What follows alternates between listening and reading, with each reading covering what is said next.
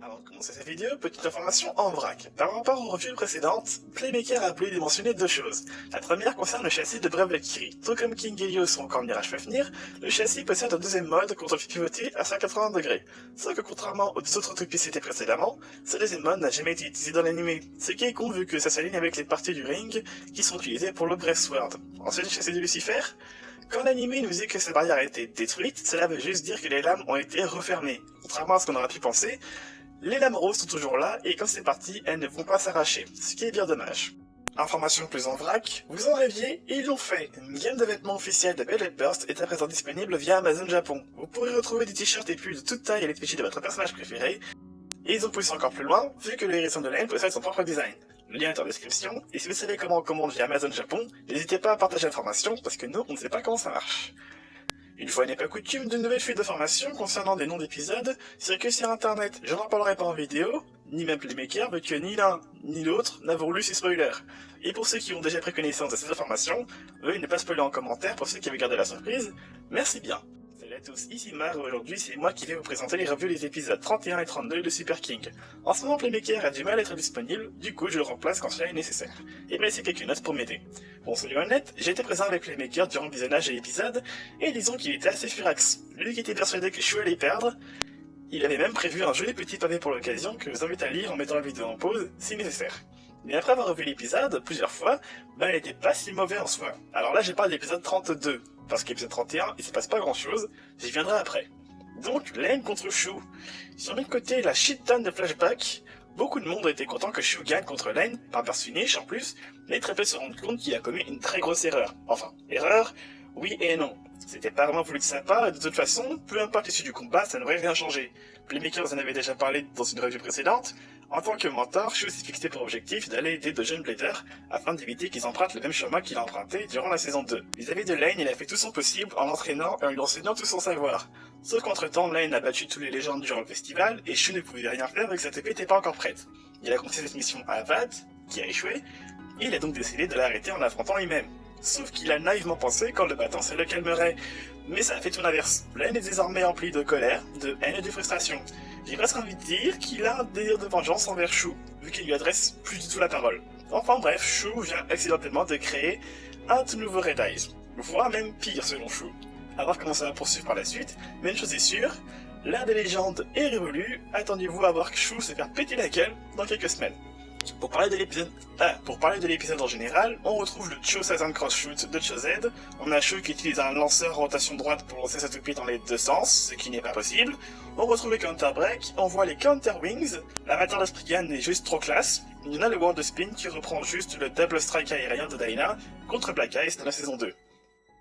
Pour l'épisode 31, il s'agit d'un épisode qui nous présente une nouvelle toupie des héros, qui coûte super cher. Ah non, c'est pas ça que je vais dire. Attendez. Présente les nouvelles toupies des héros qui introduisent un tout nouveau sous-système. Voilà, c'est ça. Donc, depuis la saison 3, on nous introduit un groupe de 3 toupies exclusifs à un système spécifique. Cho-Z Valkyrie, Cho-Z Spriggan, Cho-Z Achilles pour le système Kakusei, Pra-Apocalypse, Regalia Genesis, Big Bang Genesis pour le système Meganlock, et maintenant nous avons Hyperion Burn, Cho, Xseed Dash plus Xseed, et Helios Volcano, ou Zone Dash plus Zone, pour le système Limit Break. Alors, contrairement au sous-système précédent, le Limit Break System ne réduit pas le risque d'explosion, il va permettre à la toupie de se transformer en plein combat, oui, se transformer. Sans surprise, toutes les deux conservent leur type et leur sens de rotation. Les Chief Hyperion 2 et Helios 2 se démarquent de leurs prédécesseurs de par la présence de métal sur les casques des chevaliers et d'une métal chip core, avec quelques motifs de flamme en plus. Les noms des disques, Cho et O, sont des jeux de mots puisqu'il s'agit de la traduction littérale japonaise de Super et King, de la même manière que Limit Break, la traduction littérale anglaise de Genkai Toppa. Cho est déséquilibré pendant que O est équilibré.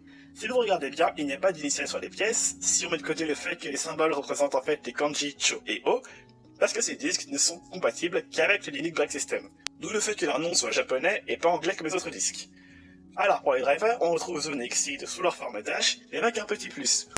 Tout comme Extend il y a 2 ans, ces drivers peuvent recevoir des pièces amovibles, la seule différence c'est que vous n'avez pas acheté un produit supplémentaire pour les avoir, comme Extend plus Chip du B123.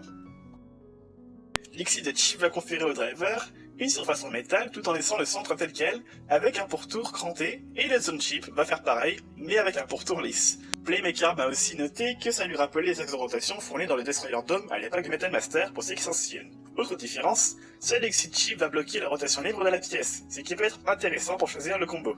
Aussi, ces deux chips sont compatibles avec Exit Dash et Zone Dash, mais c'est la version classique.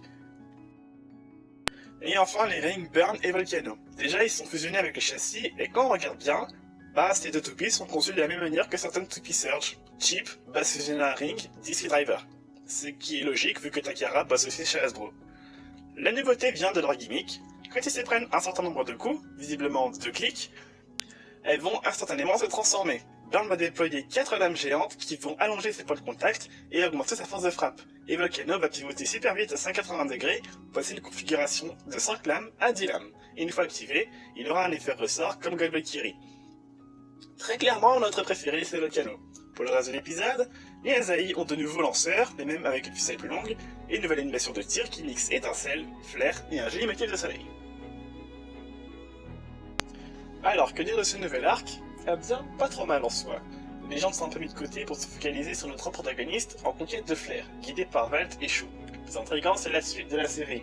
On a en effet l'impression qu'ils sont un peu en manque d'idées, et on peut s'attendre à tout. Enfin bon, on verra bien la suite de l'autre côté. Nos attentes par rapport à cette série diminuent semaine après semaine. Bande d'humains et cervelés, cette revue est à présent terminée. N'hésitez pas à donner votre avis en commentaire et à rejoindre le Discord de Violet Espace en suivant les hérissons dans l'onglet communauté. C'était Mar et je vous dis à la prochaine.